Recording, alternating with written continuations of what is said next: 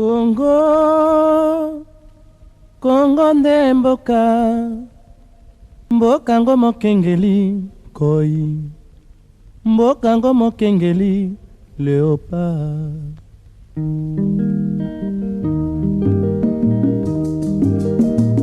Sekalaki na mosolo ya mboka Congo ekoki, tofungwani misolelo, tomoni bozo banyo. La réunion de cet après-midi, ou notre rencontre de cet après-midi a, disons, un seul point à son ordre du jour. Nous sommes des responsables des partis politiques, nous sommes des responsables. Il y a un certain nombre de choses, évidemment, que nous avons faites depuis que moi j'avais pris la modération de notre regroupement politique. Nous avons le devoir de vous tenir évidemment informés de ce que nous faisons. Donc voilà un peu, c'est une sorte de restitution, une présentation de tout ce que nous avons mené comme action pendant le mois qui se termine. Mais je voulais que nous puissions être plutôt brefs dans la présentation que je ferai tout à l'heure pour que nous puissions consacrer le gros du temps à notre disposition cet après-midi à un échange. Un échange entre vous de la base et les responsables des différents partis politiques qui sont ici regroupés autour de moi.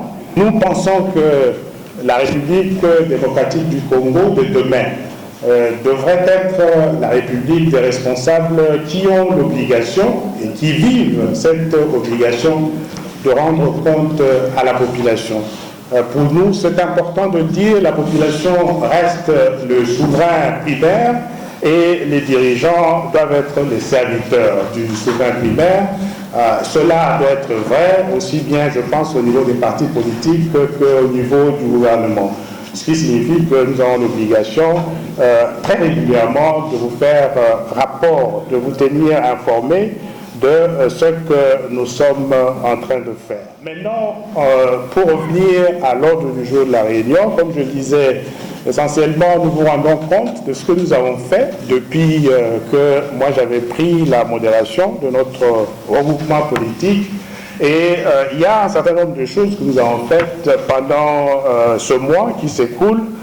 Premièrement, comme vous le savez, nous avons eu une retraite, une journée de réflexion de la dynamique de l'opposition. Nous vous donnerons tout à l'heure en grande ligne les conclusions de cette retraite ou de cette journée de réflexion.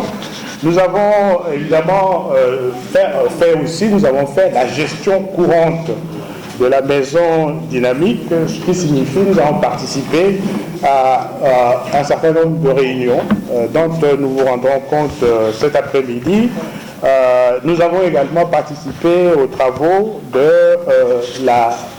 rassemblement. Comme vous le savez, nous, en tant que dynamique d'opposition, depuis Genval, le conclave de juin, nous faisons partie du rassemblement, et à ce niveau-là, il y a un certain nombre de rencontres que nous avons faites et nous nous ferons l'obligation cet après-midi de vous rendre compte des conclusions de toutes ces différentes rencontres. D'abord, en ce qui concerne, on commencera par là, la journée de réflexion de la dynamique de l'opposition. Nous avons eu ces travaux, vous le savez, entre le 12 et le 14 de ce mois d'août passé. Les conclusions auxquelles nous sommes arrivés lors de ces travaux de réflexion sont simples. Premièrement, nous avons réaffirmé l'adhésion de la dynamique aux engagements de Genval. Donc, nous avons réaffirmé notre appartenance à ce grand groupe aujourd'hui, je pense, le plus important de l'opposition politique dans notre pays, le Rassemblement. C'est important que, comme certainement Cécile vous l'avez déjà été dit, que nous puissions rappeler que nous pensons que pour que nous puissions être à mesure d'avoir suffisamment de pouvoir que pour réfléchir sur le cours des événements dans notre pays, les événements politiques, de peser sur le comportement de nos dirigeants politiques. Nous avons pensé que c'était important que nous puissions fonctionner désormais au sein de groupes politiques, de regroupements politiques plus importants. Voilà le sens premier. évidemment de cette appartenance de la dynamique au rassemblement. Donc, lors de ces rencontres, de la journée de réflexion, de la dynamique de réflexion, plutôt de l'opposition, nous avons réaffirmé notre engagement vis-à-vis du rassemblement. Deuxièmement, nous avons également réaffirmé notre attachement au principe du respect de la Constitution de notre pays et de la résolution 2277 du Conseil de sécurité des Nations Unies, qui est un peu l'expression de la volonté de la communauté internationale de nous accompagner dans ce travail, disons, de recherche des solutions à la grande crise politique à laquelle notre pays fait face aujourd'hui. Nous avions également adopté une feuille de route, de la dynamique de l'opposition, et nous sommes contents de pouvoir vous dire que cette feuille de route de la dynamique de l'opposition, en tout cas ses grandes composantes, aujourd'hui font partie du programme de travail du rassemblement d'une façon générale.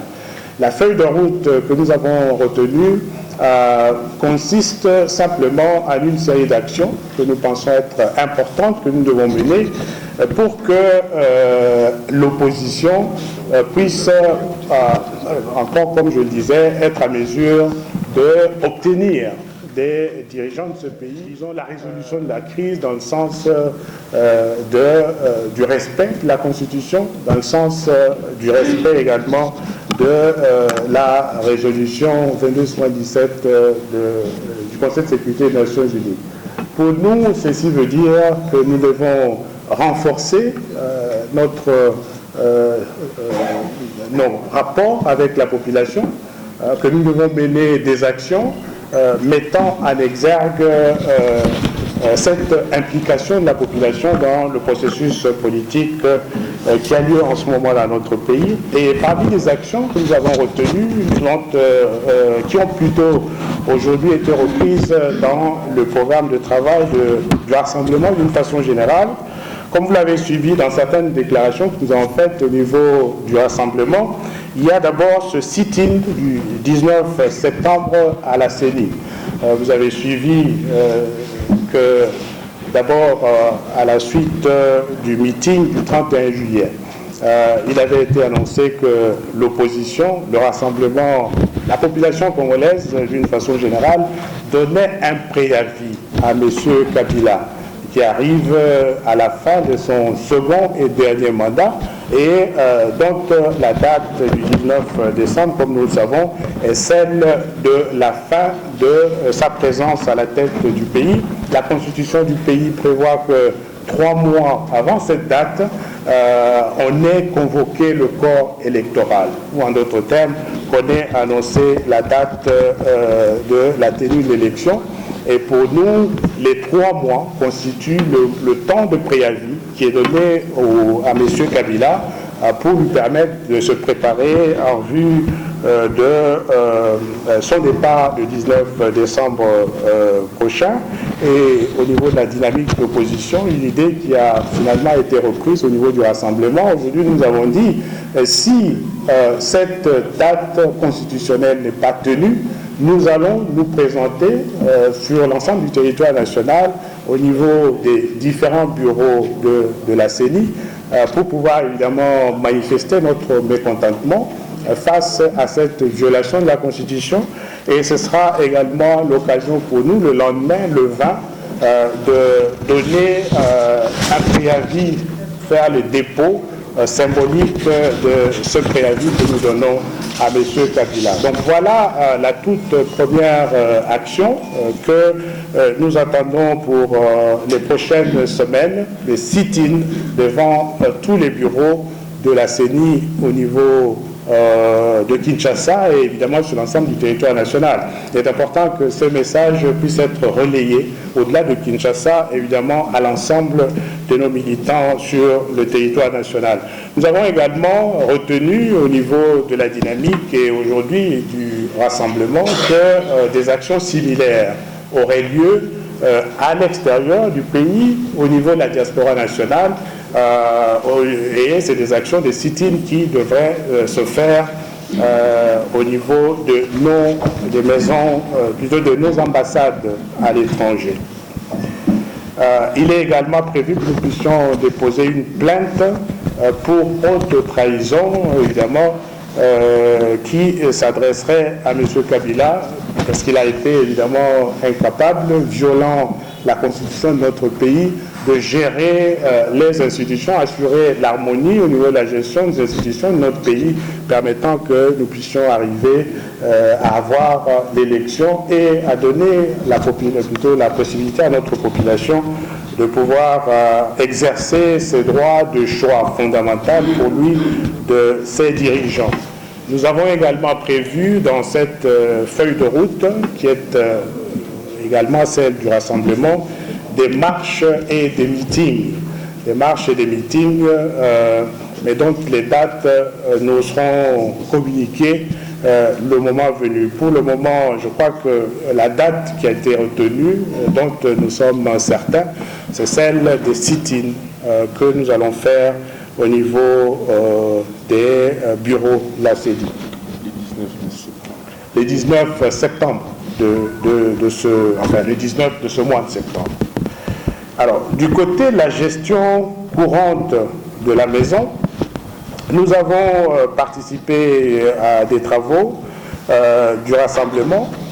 Je rappellerai qu'il y a une semaine déjà, il avait été lancé les débuts des travaux du comité préparatoire de ce dialogue que nous appelons dialogue exclusif, qui aujourd'hui, évidemment, permet à la mouvance kabiliste de se retrouver sans nous. Vous vous rappellerez que 2 jours, je crois, 48 heures avant le lancement de ces travaux, nous avions eu une réunion au niveau du rassemblement, à l'occasion de laquelle une déclaration avait été faite. Dans cette déclaration, je crois en substance, nous disions que nous allions rejeter les conclusions des travaux de ces conclaves de Béatrice, qui aujourd'hui, on le voit très clairement, se transforme en conclave du PPRD, évidemment, et alliés. Et je crois que nous avions vu juste, nous avions demandé à notre population, je crois que c'était le mardi 23, je crois, si mes souvenirs sont bons, d'observer une journée ville morte. Malgré le fait que le mot d'ordre de ville morte a été donné seulement 24 heures, je dirais, avant la date de cet événement, nous sommes contents qu'on ait eu évidemment un succès incontestable, notamment au niveau de la ville de Kinshasa, en ce qui concerne l'observance de cette journée ville morte. Je pense que c'est pour nous l'occasion cet après-midi, en tant que dynamique de l'opposition, d'abord de féliciter sincèrement la population congolaise qui a répondu de façon massive à ce mot d'ordre. C'est également pour nous l'occasion de remercier cette population pour son engagement politique, son engagement civique, parce que aujourd'hui, ce que nous devons savoir quand même, c'est le fait que tous les problèmes auxquels nous sommes confrontés et les défis auxquels nous sommes confrontés aujourd'hui en tant que pays sont des défis de la population congolaise. C'est important que nous puissions dire qu'en tant que population congolaise, bien entendu, parce que nous faisons partie d'une communauté internationale, on peut s'attendre à ce que la communauté internationale nous apporte un certain soutien. Mais ce qui est important de souligner, c'est que ces défis sont d'abord les défis du peuple congolais et nous représentons, nous devions, pour la résolution, pour arriver à relever ces défis, nous devions être évidemment les principaux artisans des actions qu'il faut mener et de l'effort nécessaire à la résolution des problèmes auxquels nous sommes confrontés. Donc on était très très enchantés, particulièrement par la réaction massive de la population congolaise face à un mot d'ordre de ville morte, malheureusement, que nous avons eu très peu de temps à préparer encore une fois de plus au nom de l'ensemble de l'équipe dirigeante de la dynamique de l'opposition. Je voulais vous remercier et vous féliciter pour cela. Alors, je disais que nous avons préparé, nous avons travaillé avec nos amis du G7, de l'UDPS et alliés, de l'Alternance pour la République, pour préparer une feuille de route du rassemblement.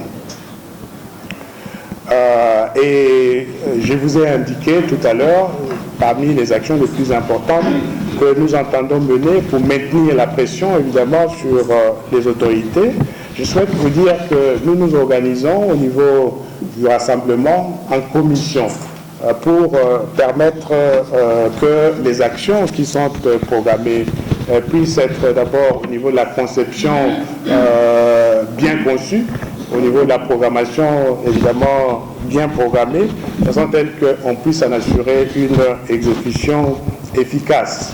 Et pour cette raison, nous avons mis en place quelques grandes commissions avec la responsabilité au niveau d'abord de la première commission de coordonner la conception des actions en question et d'assurer la sensibilisation de la population de façon évidemment que les actions puissent être réalisées avec succès. Nous sommes contents de pouvoir vous dire que cette commission d'action et de sensibilisation est dirigée par notre frère Joseph Olengankoi, avec évidemment la participation de représentants de toutes les grandes composantes du rassemblement. C'est notamment grâce à cette commission que, comme vous le savez, hier nous avons été exprimé notre mécontentement face au lancement des travaux du dialogue dans le camp militaire Tchatchi. Nous avons également une commission support de communication qui est sous la direction d'une de nos collègues du G7, mais comme la commission action et sensibilisation, cette commission-là aussi, la seconde, connaît la participation de l'ensemble des grands groupes du rassemblement. Nous avons, nous, en tant que dynamique de l'opposition, un représentant qui œuvre aussi au sein de cette commission. Nous avons également une commission budgétaire qui a été mise en place, dont la tâche, comme le dit le nom, est de pouvoir faire pour nous le travail d'évaluation du coût de toutes ces opérations qui seront menées et évidemment de nous aider à mobiliser les ressources nécessaires à cet effet. Pour le moment, nous attendons que les différentes sous-commissions qui ont été mises en place terminent leurs travaux, parce que le budget, évidemment, sera conçu, développé sur la base des évaluations de coûts qui seront présentées par les différentes commissions.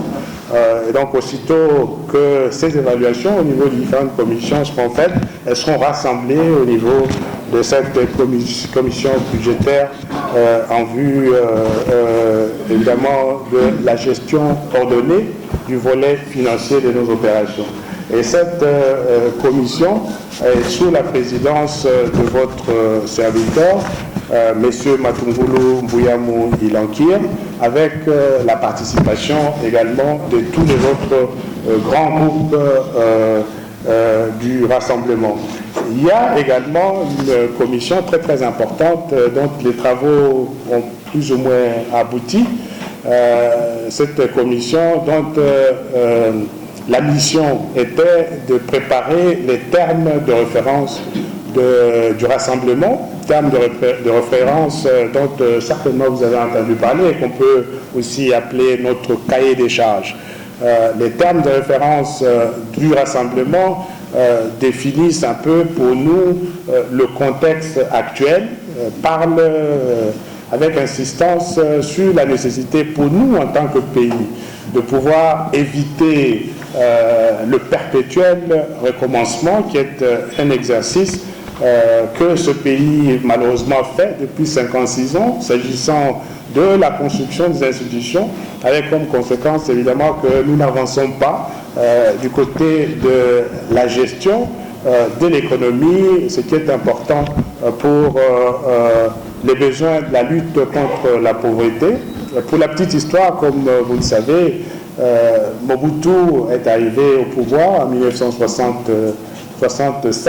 La plupart d'entre vous ici sont peut-être trop jeunes pour pouvoir s'en rappeler. Mais quand il est arrivé, il a dit qu'il resterait au pouvoir pendant 5 ans.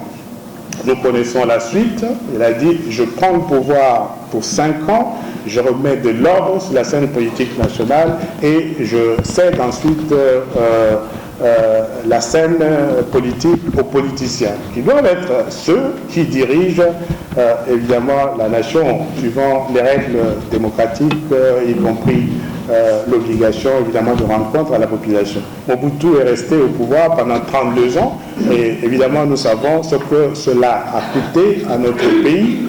Ensuite est arrivé Laurent Désiré Kabila dans les conditions que nous connaissons. On n'a pas avancé non plus sur le chemin de la construction des institutions et notre pays a continué à tâtonner jusque quand les négociations de Sun City ont été lancées. Au-delà, je crois, autour des années 2002 déjà.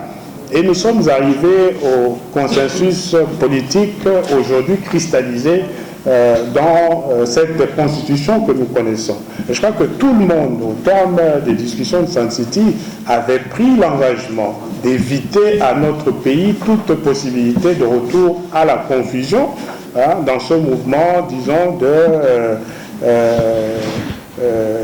recommencement perpétuel s'agissant de la définition des institutions qui doivent régenter le fonctionnement de notre pays.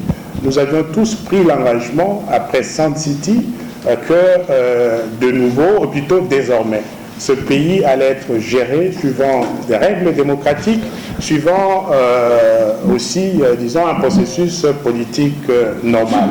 Et malheureusement, le constat que nous faisons aujourd'hui, c'est que le président Kabila, qui lui-même avait prêté le serment constitutionnel de pouvoir défendre cette constitution, aujourd'hui s'est comporté de la façon que nous connaissons et le rassemblement aujourd'hui souhaite que absolument, puisque tel était notre engagement, puisque ceci est important pour l'avenir de notre pays, le rassemblement voudrait que tout accord politique quelconque auquel on aboutit puisse être fondé sur la reconnaissance de cet engagement de Sun City. En d'autres termes, très clairement, s'agissant du président Kabila, il a fait ses 2 mandats, le premier et le second, et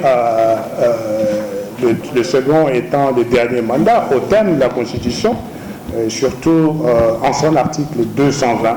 Il faudrait que tout accord auquel éventuellement on pourrait parvenir puisse reconnaître ce fait et donc accepte la fin de mandat pour le président Kabila. Voilà le point le plus important que nous avons souligné dans notre feuille de route.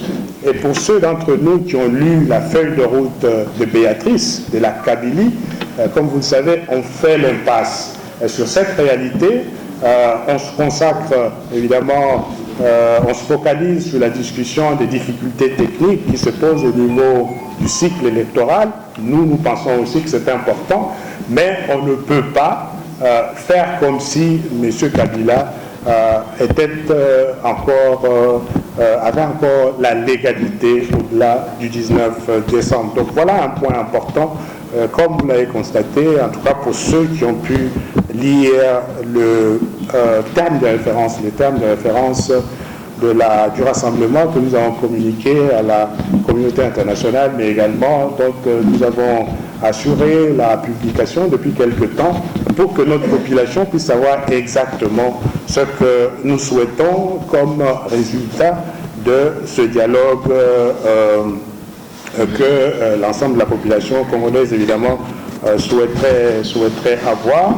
Donc cette commission a fait un travail, je pense, en tant que dynamique l'opposition par l'honorable Martin Fayoulou, qui est ici à ma gauche, à qui évidemment je présente nos félicitations pour le travail important qu'il a fait au niveau de cette commission, travaillant avec les autres composantes du rassemblement.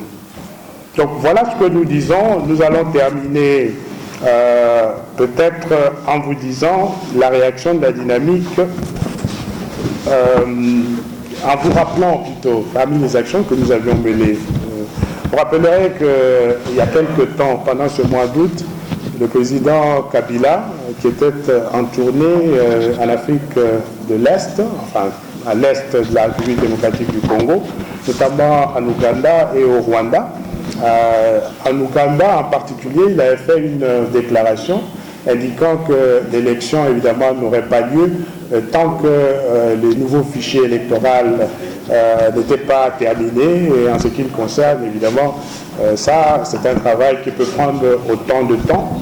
Nous avions été scandalisés par le fait que cette déclaration d'abord avait été faite à l'étranger, alors que M. Kabila n'a jamais daigné prendre la parole ici à l'intérieur du pays pour pouvoir donner son point de vue sur toutes ces grandes questions capitales et ces grandes difficultés auxquelles nous sommes confrontés en tant que nation.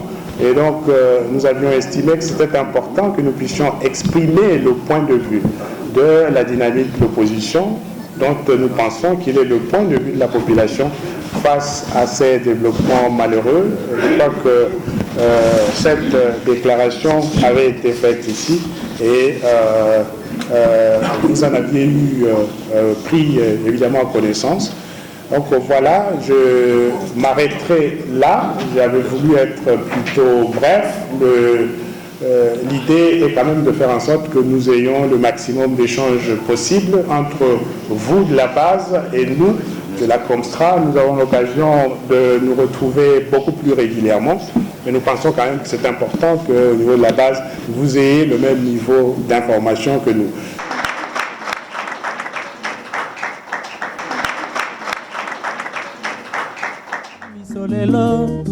Tomoni bozo banyoso tosali oya kobongisa Kongo avenir ebongi tosala moto nyonso ata mwana Kongo ya mosolo mpembe ya nzoku Kongo ya bwanya kasa ya mbila Kongo ya makasi moto ya nkoi